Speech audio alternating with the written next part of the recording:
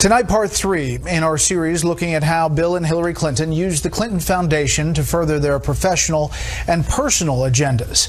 The FBI had long been investigating Hillary Clinton's use of private email as Secretary of State for clues into possible links between the Clinton Foundation and State Department business. As you're about to see, those FBI agents were not the only ones peering into what's been called the Clinton blur, the controversial mix of money and politics, diplomacy and personal interest. All so interconnected that it's easy to get lost. It's so hard when you look at the Clintons to try to figure out where their charity ends and begins, where their profit-making ends and begins, and where their official powers as Secretary of State or Senator ends and begins. And the problem is they all get blurred together. Peter Schweizer, author of Clinton Cash, took us through a number of these cases. Beginning in 2009, the Swedish telecom giant Ericsson is coming under increasing pressure in the United States because it's selling telecom equipment to repressive governments around the world. In the midst of all of this, they decide to pay Bill Clinton to give a speech for the first time ever. They pay him a whopping $750,000. Soon after, Hillary Clinton's State Department urged new, broader sanctions against Iran. But the guidelines did not include telecom, which is Ericsson's business.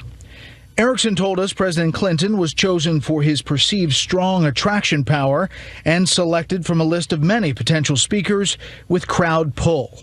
The company has told Fox News the conversation regarding Iran had no impact on this decision. In June 2010, Bill Clinton was in Colombia. Bill Clinton meets with the then president of Colombia, Uribe, to discuss matters in private. What's curious is that Hillary Clinton is in Colombia at the same time. And after Bill leaves the presidential palace, Hillary Clinton comes in and has lunch with the president of Colombia, where she signs some technical agreements and explains her commitment to a free trade agreement between Colombia and the United States. The very same trade agreement she had pledged to defeat while running for president in 2008. As I have said for months, I oppose the deal, I have spoken out against the deal, I will vote against the deal, and I will do everything I can to urge the Congress to reject the Colombian free trade deal. Also in Colombia with Bill Clinton was Frank Giustra, a billionaire businessman and family friend. Let's go down the timeline as you have it.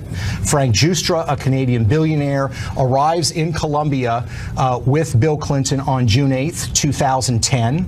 Hillary, at that same time, meets with President Uribe.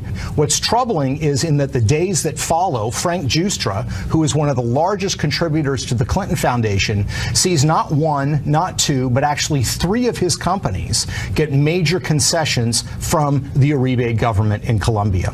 Neither President Uribe or Frank Giustra ever responded to our requests for comment. In May 2015, Giustra did release a statement that said, in part, suggestions that his contributions to the Clinton Foundation were made to further his business interests are not true.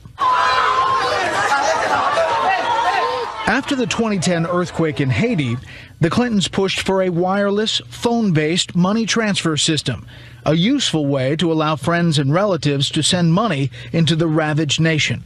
The problem is the chief beneficiary from the Clintons' initiative is a company called Digicel that is owned by Dennis O'Brien. O'Brien is an Irish billionaire who made his money in the telecom industry. Shortly after the Clintons began reconstruction in Haiti and began handing out contracts, sometime during that period of 2010 or 2011, he made a multi-million-dollar contribution to the Clinton Foundation.